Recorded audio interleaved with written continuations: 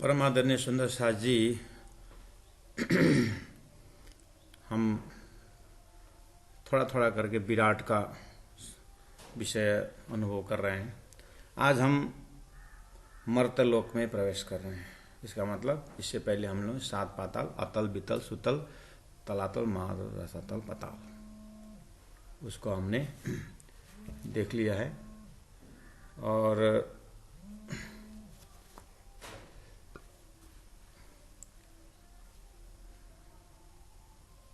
वहाँ पर मणियों के प्रकाश से हमने परम धाम के मणि को चिंतन किया।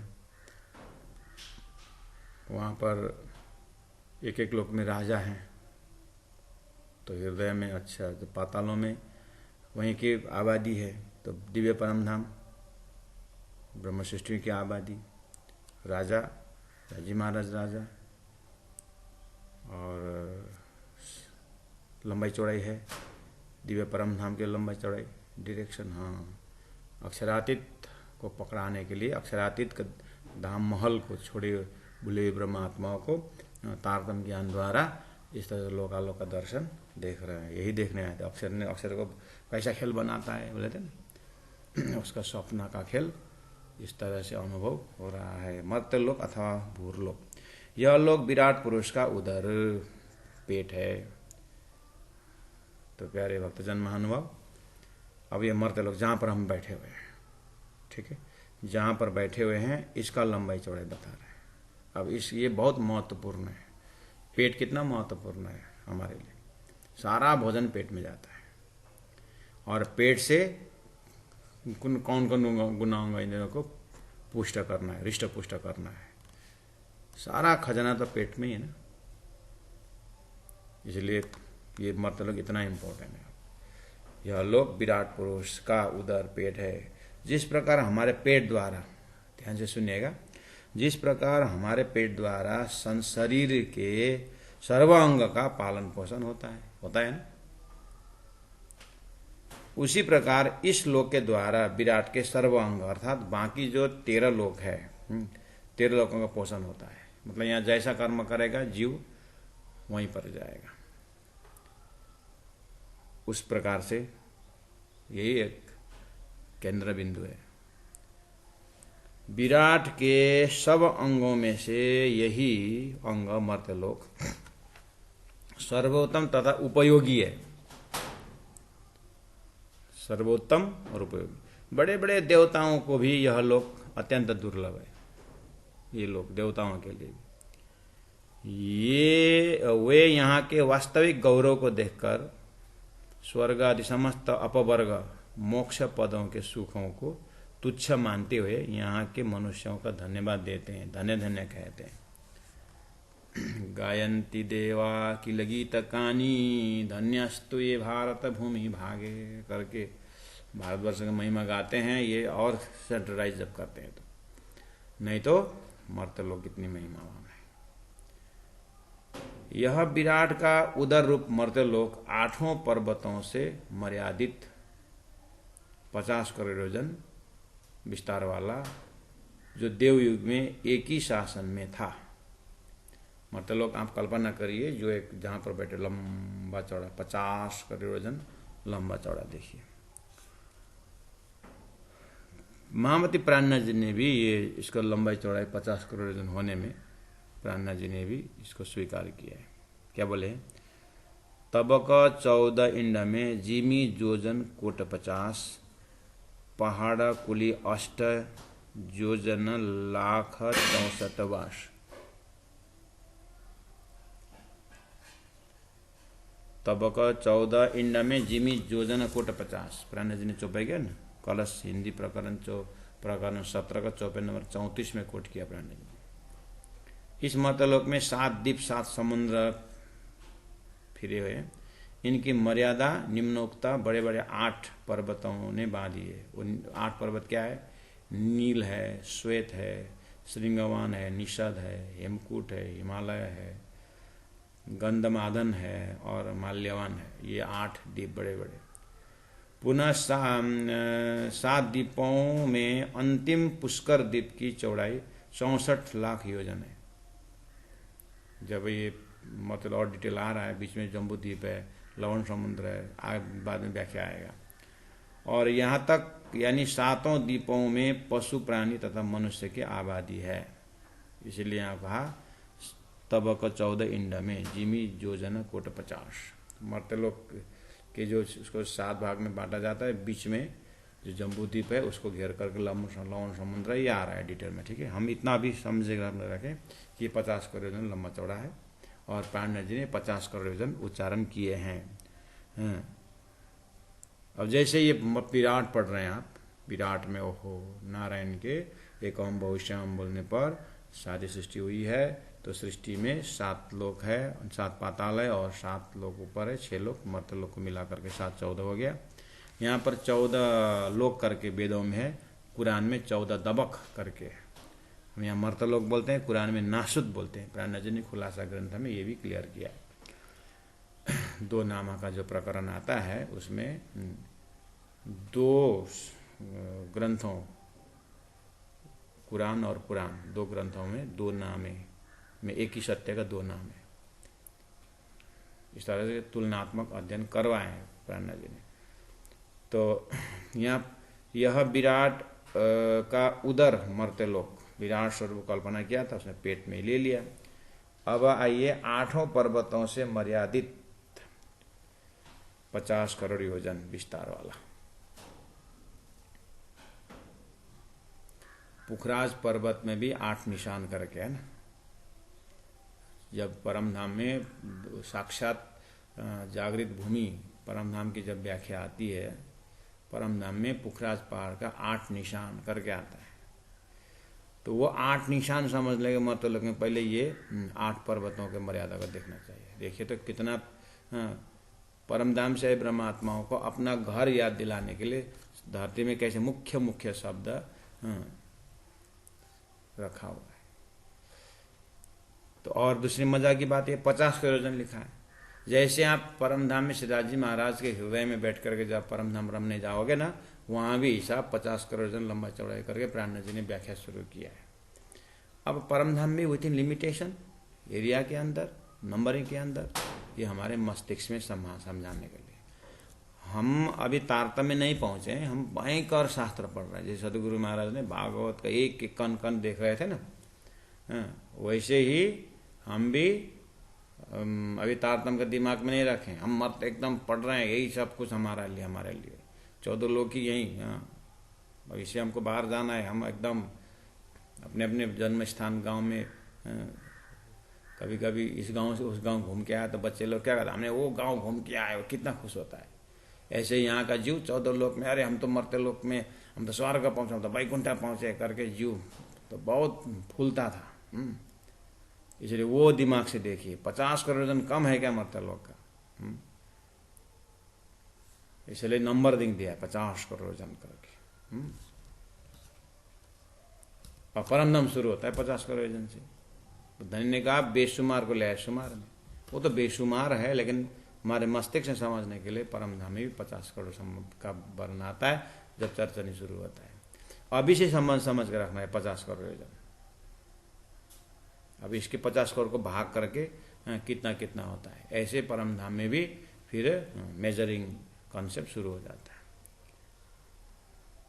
अष्टप्रलीला कहाँ कहाँ होती है, तो ये मर्त्यलोक को 8 पर्वत, पुखराज पहाड़ का 8 निशान की तरह, और परम धाम 25 पक्ष परम धाम, एक एक पक्ष है।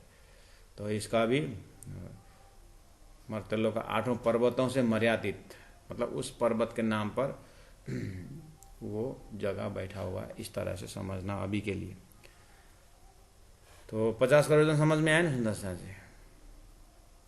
बस अब क्या करना, हाँ 50 करोड़ तो 50 करोड़, लेकिन ये स्वप्न का 50 करोड़ और वो परम धाम जागृत का 50 करोड़, इतना याद है। ये 50 करोड़ अस्तित्वहीन है, वो 50 करोड़ अस्तित्ववान है।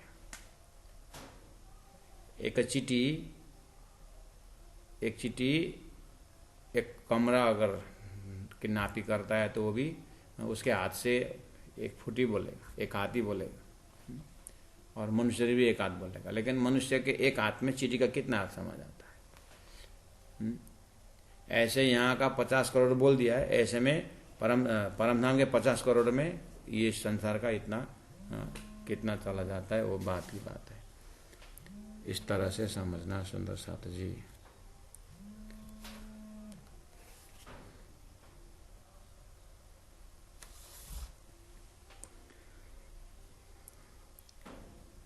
तो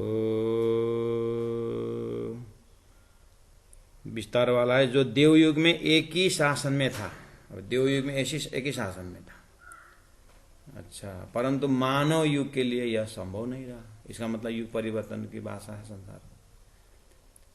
कम से कम एक तो धरती ने पकड़ा कि देवयुग में एक ही शासन में था, है?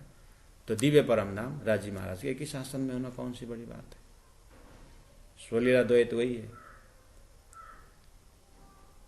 देवयुग में एक ही शासन में था, तो 14 लोग एक ही शासन में, विष्णु के शासन में, विष्णु का राजा हुआ है। जब विष्णु के शासन में ये है तो बेहद लीला अक्षर के शासन में। बस अगर ऐसा है तो फिर अक्षरातीत दिव्य परमधाम में एक ही शासन से राजी महाराज अखंड वर्तमान, तो राज्य के अंडर में अक्षर ब्रह्म भी है। तो अक्षर ब्रह्म के शासन स्वप्न का अवस्था, ये तो राजी महाराज का हुक्म व्यापक होना कौन सी बड़ी बात हुई। विस्तार वाला 50 वर्ष देवयुग में एक ही शासन में था, मतलब एक ही शासन की बात तो आई ना। एक धर्म बोलते हैं, एकम सत विप्रा बहुधा वदंती बोलते हैं। अंकुर शुरू हो रहा है ना, देखिए। परंतु मानव युग के लिए संभव नहीं रहा। परमधाम तो युग परिवर्तन होना नहीं, अखंड वर्तन सीताजी जी का ही सत्ता है। और लंबा समय देखते हैं, वैकुंठ का थोड़ा समय देखते हुए, मर्त्य लोक में इसमें स्वर्ग में भी परिवर्तन है, लेकिन थोड़ा आयु वहां की लंबी, इसलिए इंद्र राजा थोड़ा लंबा समय तक राज्य करता होगा। क्योंकि देवयुग के अप्रतिहित शक्ति, देवयुग में शक्ति भी अथाह शक्ति थी, अपूर्व सामर्थ्य था। अन्य अपेक्षित इच्छित बातें मानव युग में यथावत नहीं रह सकती थी। इसलिए देवयुग के शासकों में अंतिम शासक महाराजा प्रियव्रत ने इस मर्त्यलोक को 7 द्वीपों में निम्नोक्त प्रकार विभक्त करके अपने 7 पुत्रों में बांट दिया। कहा कि तुम 7 पुत्र एक एक द्वीप को संभालो तथा संचालित करो, इनका एकत्र शासन करना असंभव है बोल के महाराजा प्रियव्रत की संतानों में से 7 पुत्र और 1 पुत्री थी। 7 पुत्रों को तो उन्होंने 7 द्वीप में से एक एक द्वीप का अधिपति बना दिया। एक पुत्री ऊर्जस्वती की शादी भृगुपुत्र दैत्यों राक्षसों के गुरु शुक्राचार्य के साथ शादी कर दी। अतः 7 द्वीप में से, इसका मतलब राजा प्रियव्रत का 7 पुत्र और 1 पुत्री, पुत्री की शादी भृगुपुत्र शुक्राचार्य से शादी कर दिए, और वो 7 पुत्रों के नाम पर अब एक ही जो मर्त्यलोक था, अब उसको विभाजन करके उन्होंने 7 द्वीप को 7 पुत्रों के नाम पर दे दिया। अच्छा है ना सुंदर शाह जी। अब इससे हमको क्या पकड़ना है? अच्छा, मर्त्यलोक एक ही शासन में था, एक ही राजा देखते थे देवयुग में। इसका मतलब मानव युग आते आते शक्ति छीन होते हुए आया। सुंदर शाह जी, अब अभी आप कहाँ हैं? अपने आप को परात्म स्वरूप में रखे सुंदर शाह जी। और परमधाम अष्टप्रहर लीला भूलना मत। उसमें आज 4:30 का समय में राजी महाराज ने मूल मिला में रख करके चलो आप अक्षर का खेल देखो करके अक्षर का सपना का शरीर का जो है, सपना शरीर जो नारायण की सृष्टि में ये सारा देख रहा है। जैसे टीवी में हम देखते हैं, हमारा परात्म राज्य के पास है और राज्य इस तरह से नक्शा दिखा रहे हैं, ये लोकालोक। ओहो, हम पा रहे हैं बैठे देखे प्रपंच। ब्रह्मा जी का 50 वर्ष पूरा हो गया, दूसरा परार्ध शुरू हो गया सुंदर शाह जी। वहां पर ये सब नाटक हो रही है, देख रहे हैं।